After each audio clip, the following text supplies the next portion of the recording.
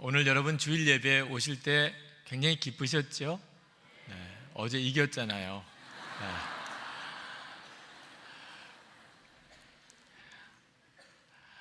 아마 어제 굉장히 신나셨을 것 같습니다. 아마 우리 국민 모두가 다 그랬으리라고 싶습니다.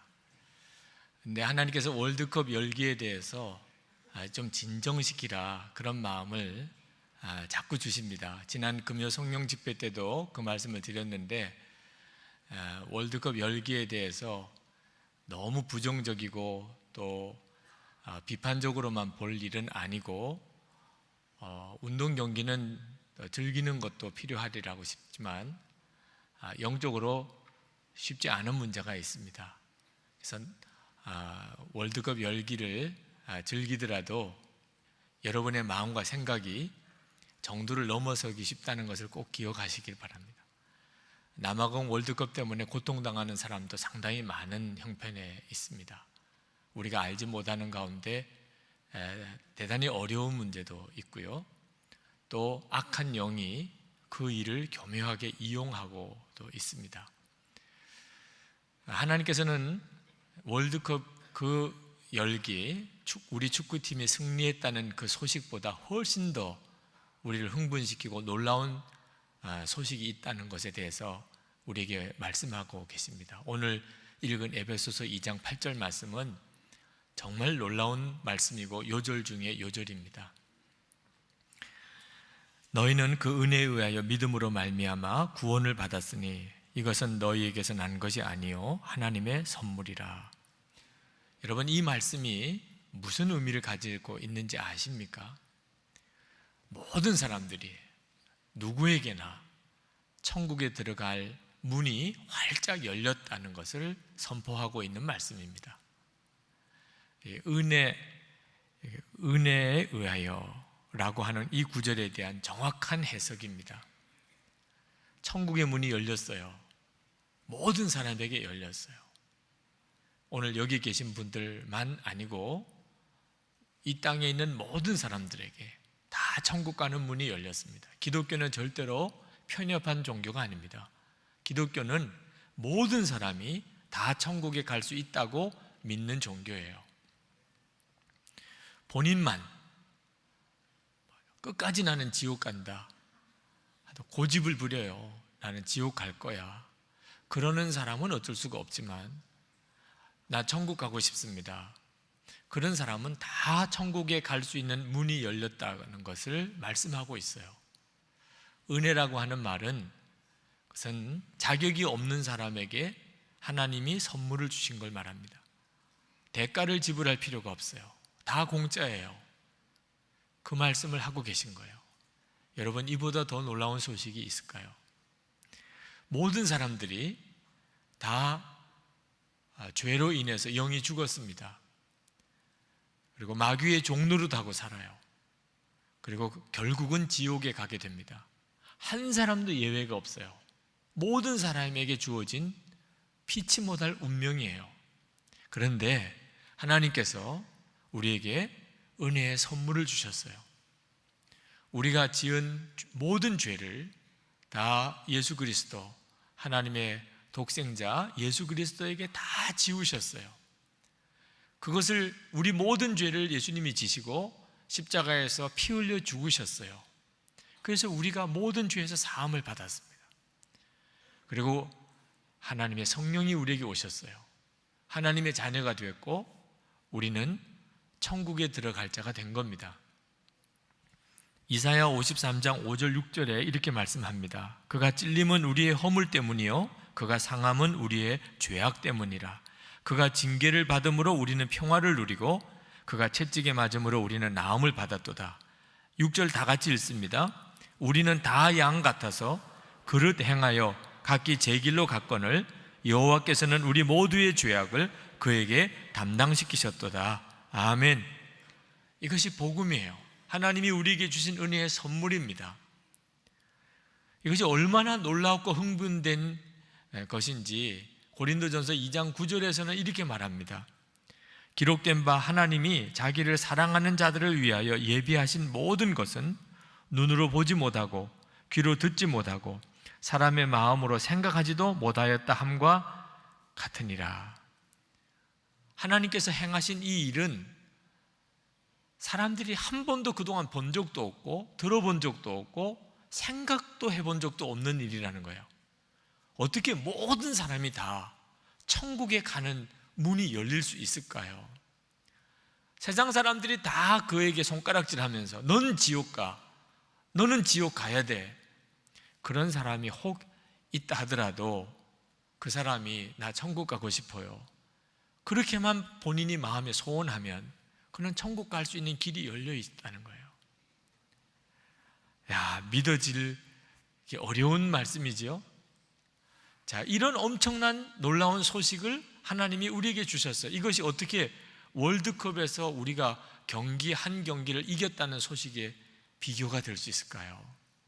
그런데도 참 안타까운 것은 월드컵에서 축구 경기에 승리했다는 소식 때문에 밤잠을 설쳐도 에베소서 2장 8절 말씀에 대해서는 무덤덤한 사람들이 많다는 것입니다.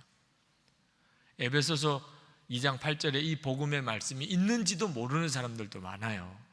교회 다니는 사람들 중에도 그렇습니다. 어째서 그렇죠? 이유는 영생이 있다는 것과 천국과 지옥이 있다는 사실에 대해서 모르기 때문에 그렇습니다. 영생이 있다는 것과 천국과 지옥이 있다는 사실을 알고 나면 하나님께서 우리에게 주신 이 은혜, 이 선물이 얼마나 놀라운 것인가를 다 알게 돼요. 그 천국에 갈 길이 내게 열렸으니 우리는 도무지 갈 수가 없는데, 그런데 하나님이 그 길을 열어주셨으니 이보다 더 놀랍고 더 흥분되고 감격스러운 소식이 어디 있겠어요? 모르면 이 엄청난 축복이 아니게 됩니다. 불치병에 걸린 사람이 있는데 자기가 불치병에 걸린 줄 몰라요. 그런 사람에게는 그 병을 고치는 특효약을 개발했다고 뉴스가 나와도 그는 무덤덤해요. 자기가 불치병에 걸려서 죽어가고 있다는 것을 아는 사람은 그 병을 고치는 특효약이 개발됐다는 소식을 들으면 펄쩍펄쩍 뛰면서 좋아하지요. 많은 사람들이 영생도 모르고 천국과 지옥도 모르니 하나님께서 허락하신 이 엄청나고 귀한 선물에 대하여 떨떠름한 반응을 하는 겁니다. 아는 사람은 세상에 이보다 더 귀한 게 없어요. 1847년에 전신 마취제를 처음 개발한 분, 영국의 에딘버러 대학의 교수였던 심프슨 박사입니다. 의학계 외과 수술에 있어서 획기적인 발전이죠. 그런데 이 심프슨 박사가 그 외에도 여러 가지 많은 의약품을 개발을 했는데, 한 번은 기자가 그에게 물었어요. 당신이 평생 개발한 것 중에 어떤 것이 제일 귀한 겁니까? 당신이 스스로 생각하기에는 어떤 발견이 가장 귀한 발견입니까? 이런 의도로 질문을 했습니다. 그랬더니 심프슨 박사가 아주 경건한 크리스천입니다. 그가 금방 대답했어요. 아주 분명하게 대답했어요. 내가 죄인의 괴수라는 사실과 예수님이 나의 구주라고 하는 사실을 발견한 것이 내 인생의 가장 놀라운 발견입니다. 그 기자가 좀 어리둥절했겠죠. 무슨 이야기인가 싶었겠죠. 영안이 열린 사람에게는, 영생이 있다는 것과 천국이 지옥이 있다는 것을 안 사람에게는 에베소서 2장 8절의 말씀처럼 놀라운 복음은 없습니다. 천국 들어갈 길이 열렸어요. 하나님의 은혜라는 말이 그 말입니다. 그러나 이렇게 하나님이 우리에게 천국에 들어간 놀라운 길을 열어주셔도 전적으로 하나님이 여셨어요. 그래도 그것을 믿어야 그 하나님의 은혜를 내가 누릴 수 있습니다. 말씀에 너희가 그 은혜를 인하여 믿음으로 말미암아 구원을 얻었나니 라고 말씀했습니다. 자, 믿음이라고 하는 것은 간단해요. 전혀 어렵지 않습니다. 하나님이 나에게 구원의 선물을 이렇게 주시고 계세요.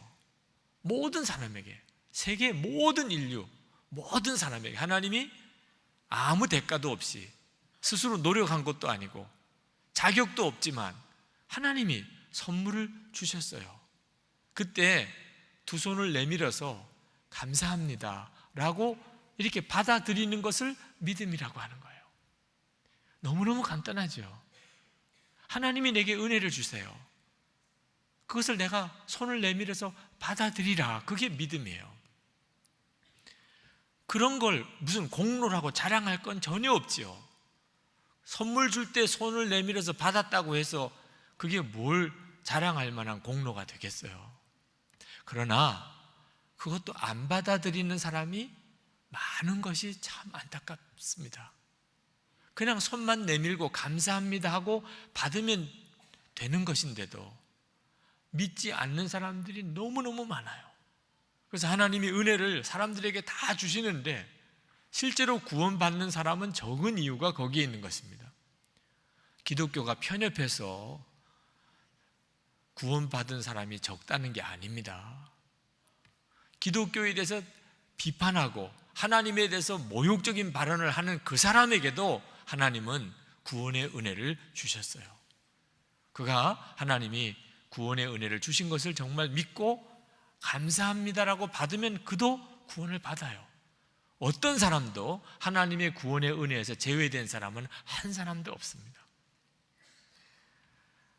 본인이 믿지 않으니까 그런 거예요. 그런데 믿기만 하면 하나님의 은혜를 자기 것으로 삼을 수 있다고 하는 것 자체가 사실은 또 하나의 놀라운 소식이에요. 하나님이 우리에게 은혜를 주셨다고 하는 것에 하나님께서 우리에게 값없이 구원의 문을 열어주셨다는 것과 동시에 믿으면 그것을 자기 것으로 삼을 수 있다는 것이 얼마나 놀라운 소식인지 모릅니다. 한번 죄와 싸워본 사람은 알아요. 하나님이 우리에게 믿기만 하면 하나님의 선물을 받을 수 있게 해주셨다는 것이 얼마나 놀라운지 죄와 싸워본 사람은 알아요. 죄와 싸워보지 않은 사람은 그게 얼마나 놀라운 기쁨의 소식인지 모릅니다. 사도 바울이 빌립보서 3장 7절에서 9절에 보면 자기에게 유익하던 모든 것을 배설물처럼 버렸다고 그렇게 고백을 합니다. 그러면 여러분들이 생각할 때 사도 바울은 참 고생의 길을 갔겠구나, 자기에게 유익하던 거 다 배설물처럼 버렸으니, 아닙니다. 그건 성경을 제대로 읽지 못하는 거예요. 사도 바울이 자기에게 유익하던 걸 다 배설물처럼 버렸다는 이야기는 뭘 말하는 겁니까? 그걸 다 배설물처럼 버릴 만큼 너무나 놀라운 것을 발견했다는 뜻이잖아요. 여러분 같으면 여러분에게 유익하던 거 다 배설물처럼 버릴 수 있겠습니까? 그건 여러분들이 그보다 더 놀라운 은혜를 아직 발견하지 못하고 있다는 뜻이지요. 사도 바울은 정말 놀라운 하나님의 은혜를 발견했어요. 그게 뭐지요? 믿기만 하면 하나님이 허락하시는 죄사함의 놀라운 은혜, 성령이 내주하신 은혜, 그 모든 축복을 다 누릴 수 있다는 것을 알았기 때문이에요. 사도 바울은 죄로 인해서 엄청난 내적인 싸움을 싸웠던 사람입니다. 로마서 7장 19절 말씀에 보면 사도 바울이 이렇게 고백합니다. 내가 원하는 바 선은 하지 아니하고 도리어 원치 아니하는 바 악은 행하는도다. 사도 바울은 정말 낙심했어요. 이유는 자기가 죄 덩어리라는 것 때문입니다. 죄가 자기 속에서부터 나와요. 정말 자기는 그렇게 살고 싶지 않아요. 정말 그런 죄에 대해서는 다 청산해버리고 싶어요. 다시는 그런 말, 그런 죄 짓고 싶지 않아요. 그런데도 안 되는 걸 어떡합니까? 여러분 혈기 한번 꺾어보려고 애써 보신 분, 성질 바꿔보려고 노력해 보신 분들 아마 다 경험하실 거예요. 안 되잖아요. 여러분들 바로 살아보려고 애를 썼지만 그러나 1년, 3년, 5년 지나면서 다시 옛날 모습으로 돌아가는 자신을 발견하게 됩니다. 나는 하나도 안 바뀌었어요. 이것이 우리들이 가지고 있는 솔직한 심정이에요. 내 속에 이게 죄가 나를 온전히 사로잡고 있구나. 그래서 사도 바울은 로마서 7장 24절에 오호라 나는 공고한 사람이로다. 이 사망의 몸에서 누가 나를 건져내랴. 완전히 절망했어요. 죄와 싸우면 싸울수록 더 절망스러운 거예요. 나는 안 되는구나. 나는 사망의 몸이구나. 그런데 하나님께서 믿기만 하면 죄에 대해서 승리하고 죄에서 벗어나고 거룩한 삶을 살고 변화된 삶을 사는 역사를 이루신다는 거예요. 하나님이 다 이루신다는 거예요. 믿기만 하면. 이렇게 간단한 방법이 있을 수 있을까요? 그렇게 죄를 이겨보려고 노력해도 안 되는데 믿기만 하면 그게 된다니. 사도 바울이 너무너무 황홀해진 거예요. 로마서 7장 25절에 그래서 사도 바울은 우리 주 예수 그리스도로 말미암아 하나님께 감사하리로다 그렇게 외쳤어요. 감리교회를 세우신 웨슬레 목사님, 그분은 어릴 때부터 아주 경건하게 살았던 사람입니다. 그 부모님이 경건하신 분이고 어머니 수잔나 웨슬레가 자녀들을 경건하게 교육시키기에 유명한 분이에요. 어려서부터 성경 읽고 기도하고 하나님께 예배드리고 예배드릴 때마다 하나님께 헌금을 준비해서 바치는 일, 철저하게 신앙훈련을 시켰어요. 그때 당시에 영국의 대학교는 너무너무 방탕한 그런 분위기였는데 옥스퍼드 대학에 진학을 해서 대학생활 하는 중에 홀리클럽이라고 하는 경건한 모임을 만들어서 시간을 정해놓고 기도하고 성경 보고 그리고 감옥에 가서 전도하고 금식하고, 그게 웨슬레 목사님의 대학생활이었어요. 그는 그것도 부족하다고 생각했습니다. 그래서 그는 미국의 신대륙에 2년 동안 선교사로 헌신했어요. 그때 웨슬레 목사님의 마음의 동기는 무엇이었을까요? 어떻게 하면 하나님을 기쁘시게 할 수 있을까? 어떻게 하면 내가 죄의 용서함을 받으며 살 수 있을까? 어떻게 하면 내가 천국에 들어갈 확신을 얻을 수 있을까? 그는 항상 자기가 부족하다고 생각이 들었어요. 그렇게 애를 쓰고 경건의 생활을 하고 금식을 하고 그리고 선교사도 가고 해도 웨슬레 목사님 마음에 나는 이제 구원받았다, 나는 이제 천국 갈 수 있어, 이런 확신이 안 드는 겁니다.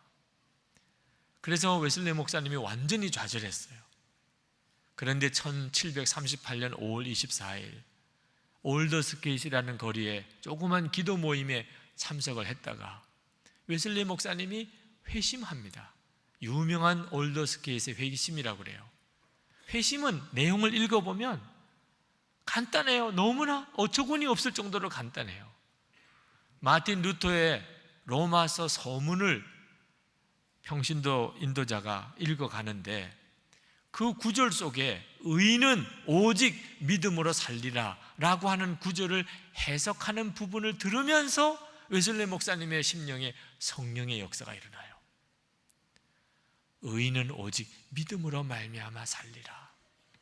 어떤 선한 일을 많이 해서 기도 많이 하고 성경 많이 보고 감옥에 가서 전도하고 구제 많이 하고 선교사까지 갔다 오면 그러면 의로워지는 것이 아니고 하나님께서 다 이루어 놓으셨어요.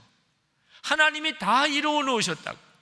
그걸 믿기만 하면 그러면 의롭게 된다. 그리고 의인의 삶을 살게 된다. 그 말씀을 듣는데 가슴이 뜨거워졌어요. 성령의 역사였습니다. 그리고 그는 외쳤습니다. 그때 그가 외친 것이 나는 이제 믿는다 였어요. 나는 이제 믿는다. 그렇게 믿음에 대한 말씀을 많이 들어도 여전히 믿지 못하는 사람이 많습니다. 그래서 그가 일기에 썼어요.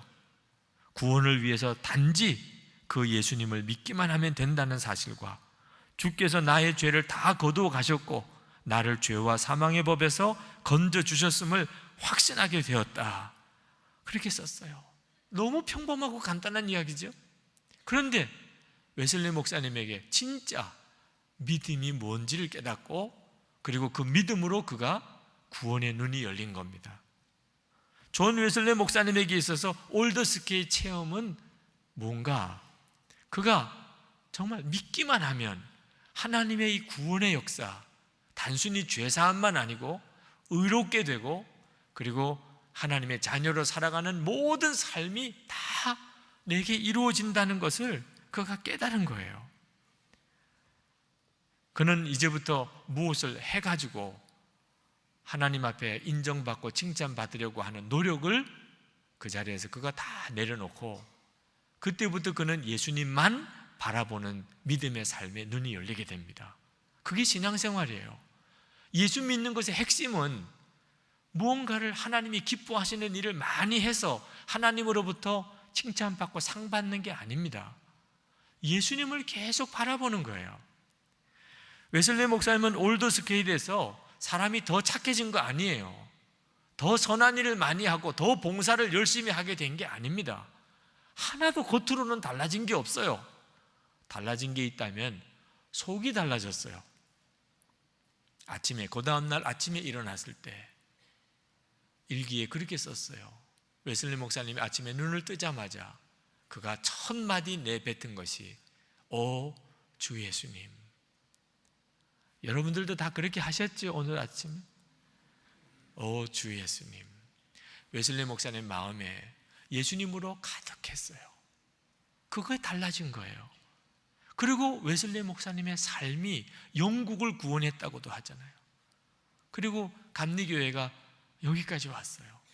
세계에서 제일 큰 기독교단의 하나가 되었죠. 은혜를 받은 사람은 자랑하지 않습니다. 9절 말씀에 행위에서 난 것이 아니니 이는 누구든지 자랑하지 못하게 함이라. 은혜를 받은 사람은 자랑하지 않아요. 자랑할 게 없어요. 다 하나님이 하신 거니까. 내가 바로 살아도 내게서 무슨 능력이 나타나도 자랑할 게 하나도 없어요. 그건 다 하나님이 하신 거예요. 나는 믿기만 한 것뿐이에요. 자랑은 안 하지만 나를 통해서 하나님의 은혜가 흘러나가게 돼요. 이건 엄청난 것입니다. 이게 하나님의 계획이에요. 하나님이 왜 우리에게 은혜를 선물로 주시려고 하시는가?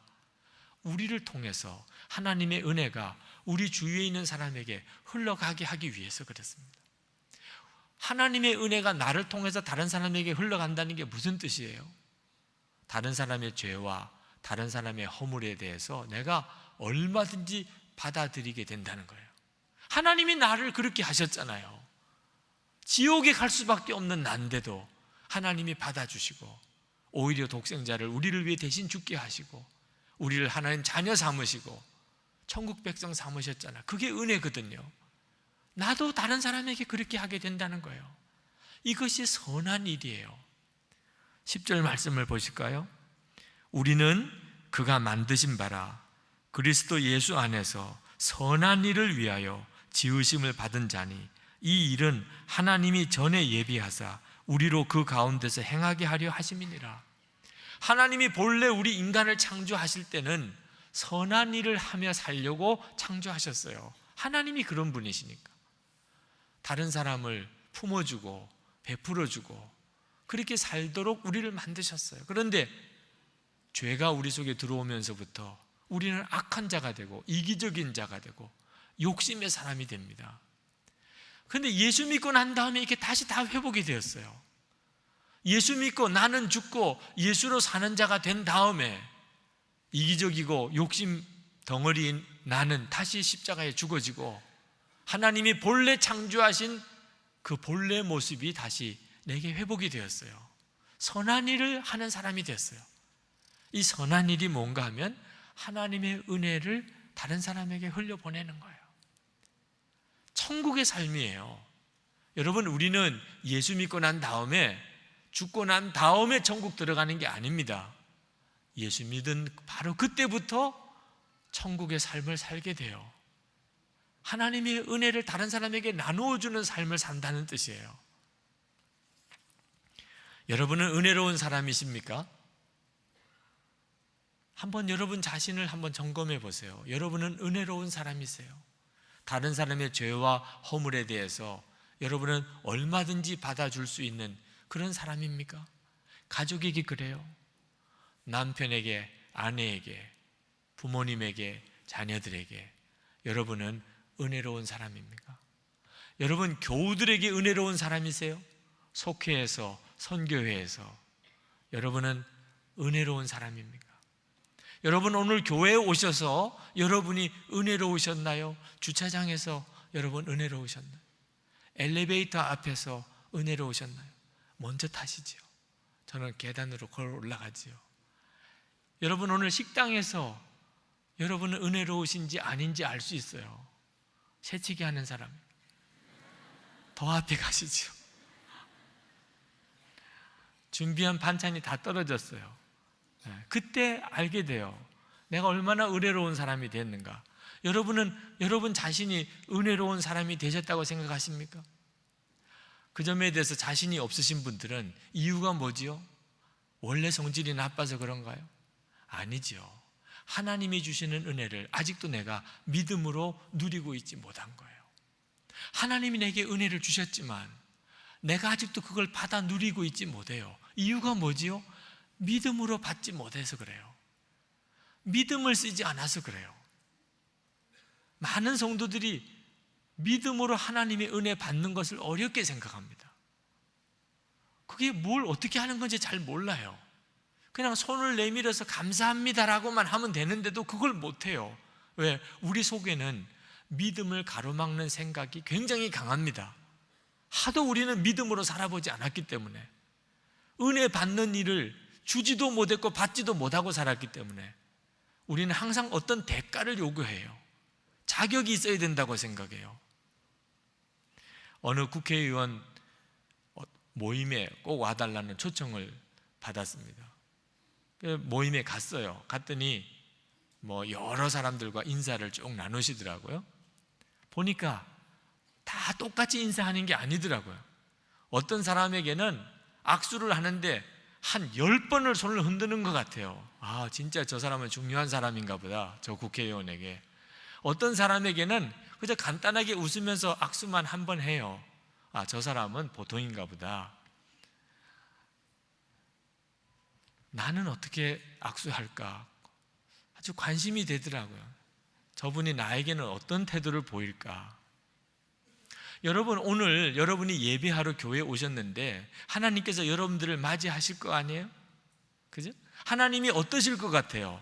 여러분을 보시는 하나님, 여러분을 보시고 너무너무 기뻐서 펄쩍펄쩍 뛰면서 좋아하실까?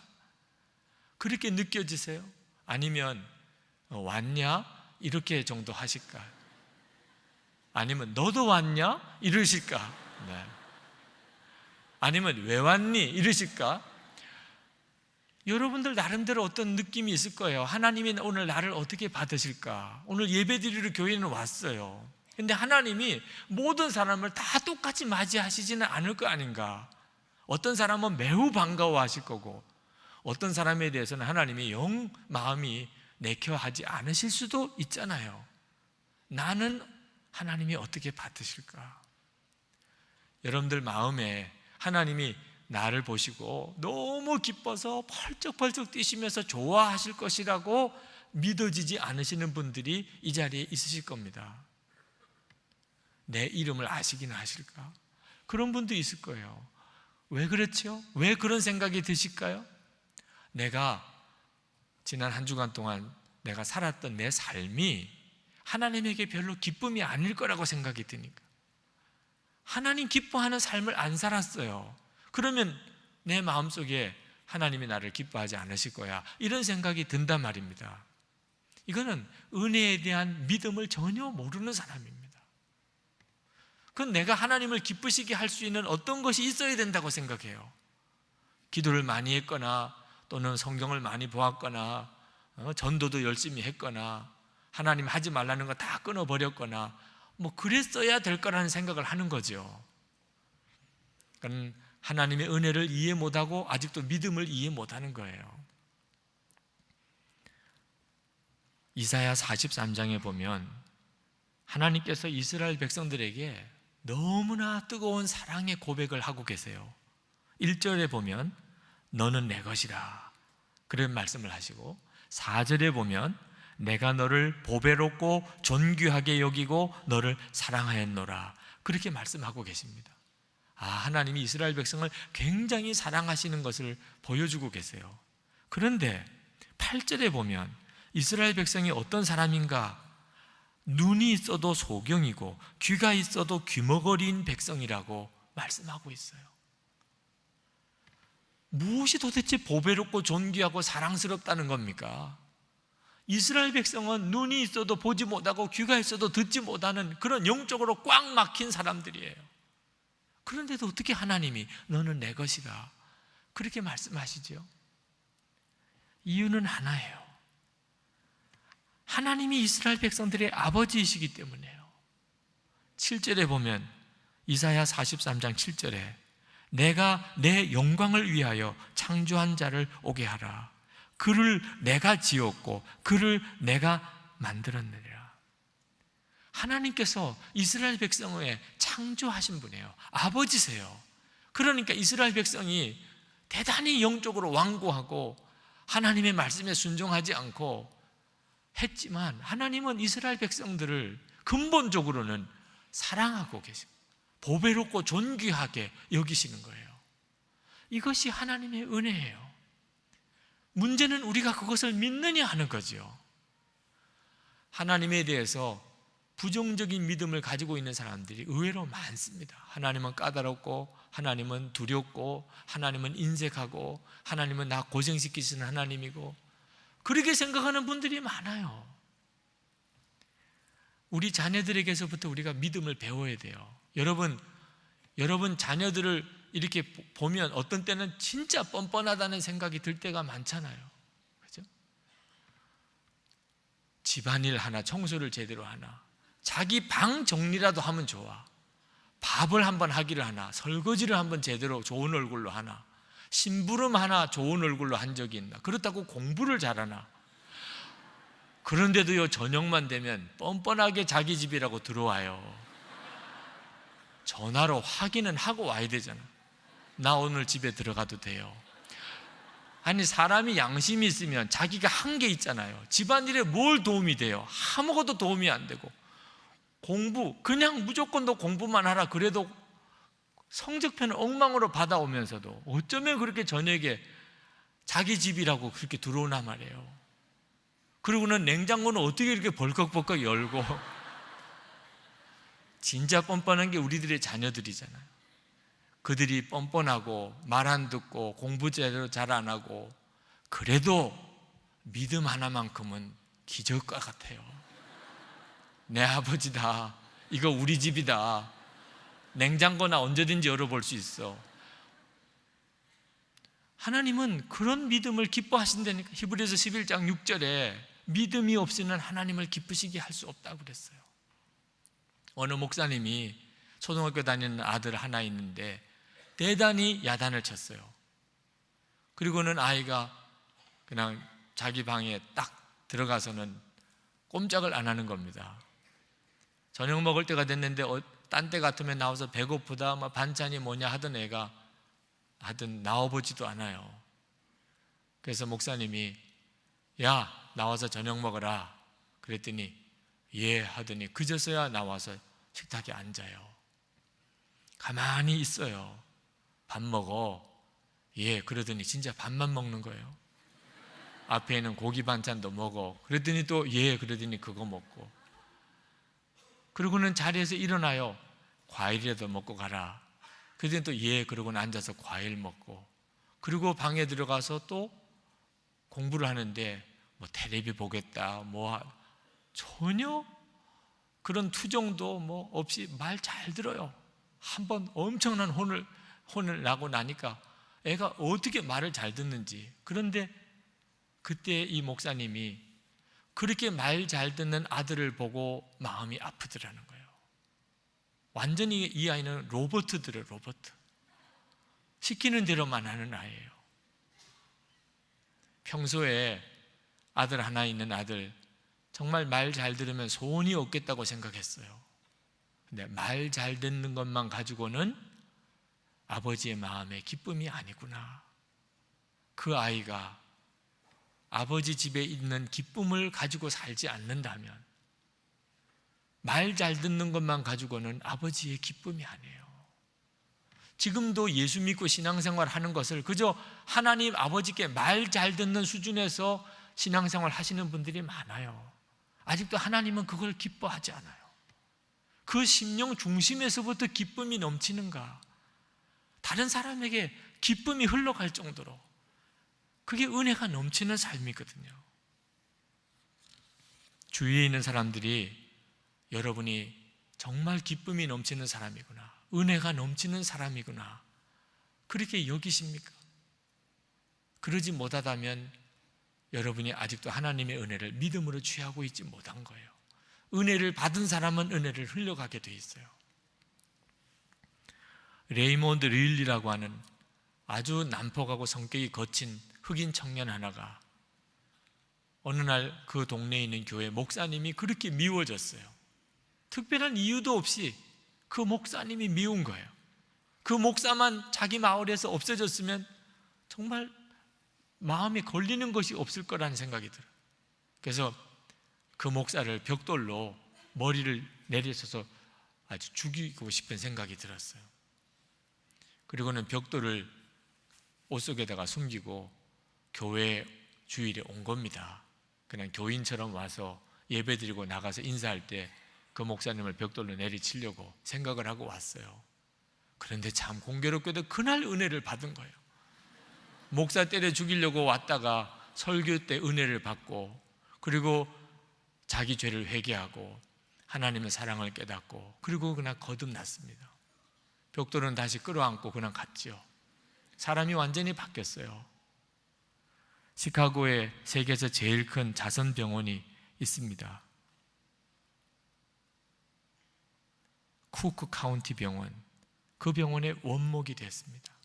가난한 사람들을 돌보는 병원이에요. 얼마나 그 가난한 사람들에게 잘하는지 선한 사마리아 사람, 흑인 릴리 목사라고 하는 별명을 받았습니다.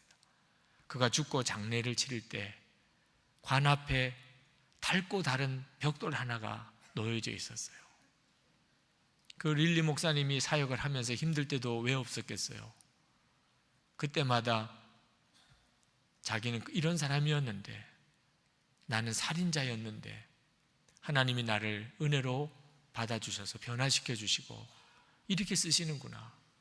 눈물로 그 벽돌을 부여잡고 하나님께 감사하고 또 기도하던 그 벽돌, 반질반질하게 다른 손때가 묻은 그 벽돌, 그걸 관 앞에 놓았어요. 하나님의 은혜를 제대로 받은 사람은 그래서 사람이 변하는 거예요. 스스로 노력해서 변하는 게 아닙니다. 하나님의 은혜에 눈이 뜨이니까 사람이 완전히 바뀌는 거예요. DTS, 예수전도단 DTS에 강의를 해달라고 해서 갔습니다. 어느 자매가 고백을 했어요. 자기는 모태신앙인이고 어릴 때부터 교회를 다녔고 한 번도 교회 떠난 적이 없고 예배 빠진 적이 없고, 그렇지만 자기는 은혜를 몰랐다는 거예요. 그렇게 어려서부터 신앙생활을 했지만 마음에 드는 사람이 없었어요. 교회 안에 목사님, 장로님, 아버지, 어머니, 다른 교회 어른들 다 문제덩어리, 교회 자체가 문제덩어리예요. 그렇게 비판적이었던 자매예요. 그런데 이 자매가 예수님을 만나고 그리고는 모든 게 달라졌어요. 얼마나 감사한 사람들인지, 자기가 그렇게 비판적으로만 보았던 그 사람들이 얼마나 고마운 사람들인지, 허물조차 사랑스러움을 느꼈다고 그랬습니다. 은혜를 받으면 바뀌는 거예요. 저는 어려서 목사의 아들로 목사로 자랐습니다. 그러나 저는 마음이 항상 눌림 가운데 살았어요. 화 한 번 낸 적이 없어요. 그러면 안 된다 그러니까. 뭘 하고 싶어도 뭘 해달라고 말 제대로 못했어요. 목사 아들은 그렇게 하는 게 아니라고 그랬어요. 이것도 하면 안 돼, 저것도 하면 안 돼. 항상 참아야 되고 양보해야 되고 실수하면 안 되고 공부도 잘해야 되고. 그래서 겉으로는 모범생이었어요. 그러나 속으로는 모든 것을 누르고 살았지 은혜가 뭔지를 몰랐어요. 저는 저희 부친의 성격대로 굉장히 성격이 온순한 성격으로 그렇게 살았습니다. 사람들이 다 그렇게 이야기를 했어요. 그런데 제 속 성격은 분노가 가득했어요. 한 번도 그걸 바깥으로 드러낸 적이 없으니까 사람들이 모르는 거지, 제 속에서는 분노로 이글거리고 있었어요. 사람들에 대해서 어느 한 사람도 비판적인 눈으로 보지 않는 사람이 없었어요. 저 자신도 다른 사람한테 지적 안 당하려고 애썼고, 그러면서 나도 남을 그런 기준으로 보았고, 그래서 사람들이 보기에는 반듯하게 제가 살았지만 은혜로운 삶을 살았다고 말할 수는 없었어요. 저는 목사가 되고 난 다음에 하여튼 열심히 목회했어요. 왜? 성공해야 되니까. 학교 가서 공부할 때 1등 해야 된다는 것과 똑같은 생각으로 목회를 했어요. 저는 그게 잘하는 거라고 생각했습니다. 어떻든지 교회가 성장해서 큰 교회가 되는 것이 그게 성공이잖아요. 저는 한 번도 제대로 쉬어본 적도 없고 취미생활, 여가생활 다 없어요. 오직 교회를 성장시키는 것이 유일한 목적이에요. 그래서 겉으로 교회가 이렇게 성장하기도 했어요. 그러나 그걸 은혜라고 말할 수는 없었어요. 하나님께서 저에게 십자가를 보는 눈을 열어준 적이 한 번 있습니다. 환상 중에, 정말 놀라운 환상 중에 예수님의 골고다 십자가, 그 앞에 서는 환상을 주셨어요. 예수님이 십자가에 달려 계신 그 모습을 눈앞으로 보는 그런 놀라운 환상을 보여주셨어요.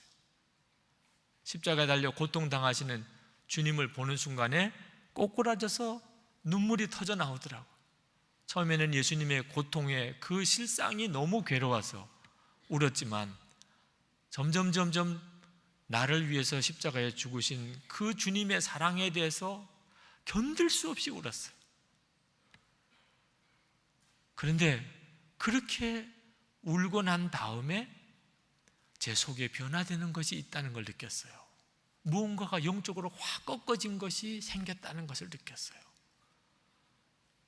사람들의 눈치를 보고 항상 사람의 이목을 의식하고 누르고 억누르고 살아야 되는 거, 사람들에 대해서 분노하는 거, 어떻든지 내가 교회를 성장시켜서 성공했다는 소리 들어야 되겠다고 하는 그런 마음의 인간적인 열망이 확 꺾어지는 것을 느꼈어요. 십자가의 주님의 그 사랑을 정말 가슴 깊숙이 경험하고 나니까 그 모든 것은 저에게 있어서 다 사라지는 걸 느꼈어요. 아직도 제가 온전히 다 변화되었다고 어떻게 말할 수 있겠습니까? 그러나 제 속에 큰 어떤 영적인 견고함이 꺾어져 있어요. 은혜가 아니면 불가능한 일이었어요. 오늘 이 시간에 사랑하는 교우 여러분 모두에게 도전하고 싶어요. 하나님은 여러분에게 여러분 삶 전체를 바꾸는 은혜를 주셨어요. 하나님의 선물이에요. 다 하나님이 하셨어요. 우리의 죄를 사하시는 거, 하나님 자녀되는 권세, 성령을 보내주신 거, 이건 상상할 수가 없는 축복이에요. 어떻게 받아 누리죠? 그냥 감사합니다 하는 거예요. 여러분이 그저 하나님께 감사합니다. 내게 그런 은혜를 주셨으니 감사합니다.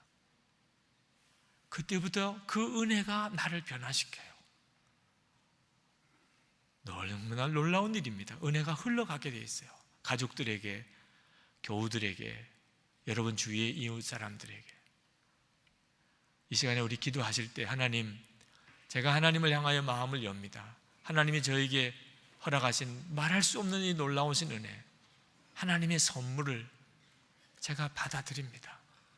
정말 감사합니다. 하나님, 부족한 것이 없는 그런 충만함을 주실 겁니다.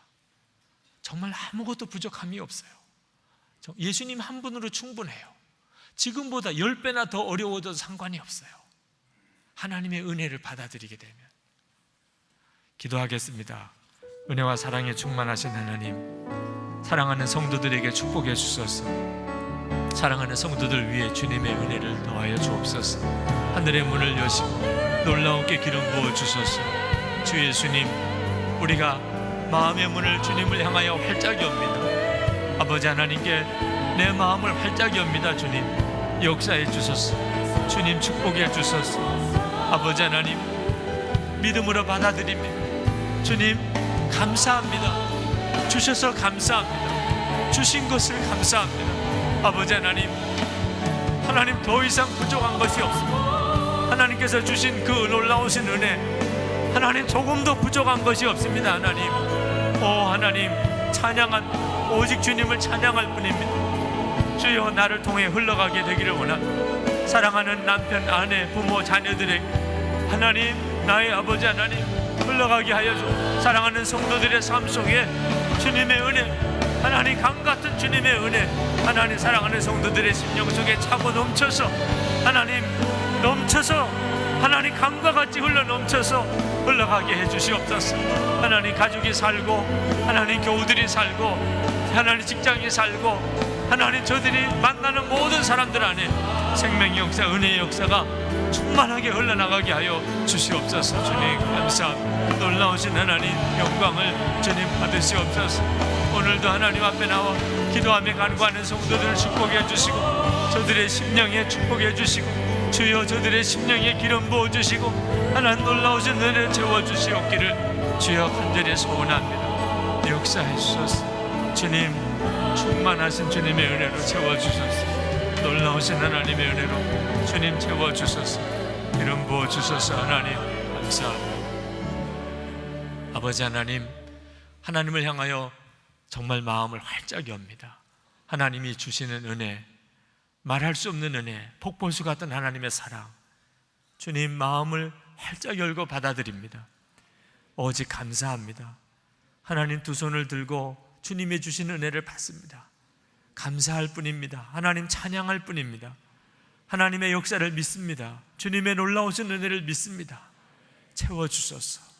하나님 우리의 심령 가운데 주님의 은혜로 충만하소서. 하나님 흘러가기를 원합니다. 내 사랑하는 가족들에게, 남편, 아내, 부모, 자녀들 사이에 하나님 사랑하는 성도들에게 충만하게 채워주신 그 은혜로 정말 생수의 강이 흘러가듯이 흘러넘치게 하소서. 가정이 살고 자녀들이 살고 우리의 교우들, 속회가 살고 선교회가 살고 교회가 살고 직장이 살고 일터가 살고 우리가 만나는 모든 사람들에게 오직 하나님의 은혜의 통로가 되게 하소서. 주여 부족함이 없습니다. 모든 원망, 모든 불평 주님 이 시간에 주님의 은혜 가운데 다 사라졌습니다. 모든 두려움과 염려 다 사라졌습니다. 주님 오늘도 사랑하는 성도들에게 은혜와 복을 허락하소서. 믿음으로 주님께 나아가는 성도들을 축복하소서. 우리의 예배, 찬양, 감사 준비한 예물을 주님 받으셨습니다. 하나님 영광 받으시고 주의 기뻐하는 뜻대로 사용되게 하소서. 그리고 성도들이 은혜 가운데 일어나게 하소서. 성도들의 가정이 은혜로 충만하게 세워지게 하소서. 교회가 주님의 은혜로 채워 일어나게 하소서. 나라와 민족을 살려내는 교회, 성도들이 되게 하소서. 북한에 있는 동포들을 주님 속히 구원해 주시고 우리가 능히 감당할 만한 은혜로 저들을 품게 하여 주옵소서. 세계 열방에 있는 선교사님들, 주의 종들을 축복합니다. 하나님 오늘도 사랑하는 성도들을 주님의 능하신 손에 부탁합니다. 주님 영광 받으시옵소서. 예수 그리스도 이름으로 간절히 기도합나이다. 아멘.